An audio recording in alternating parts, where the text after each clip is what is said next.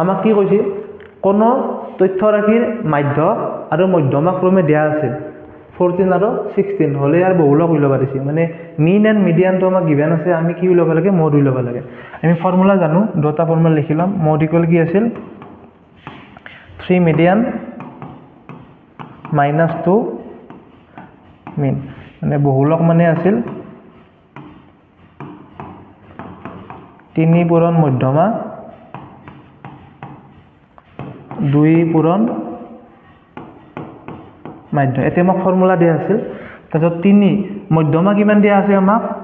মানে মিন কিমান দিয়া মিডিয়ান কিমান দিয়া আছে আমাক 16 গতিকে 3 ইনটু কিমান হ'ব 16 minus 2 ইনটু মিন কিমান দিয়া আছে 14 মানে এতে কি লিখিম 14 16 into 3 48 আৰু minus এটি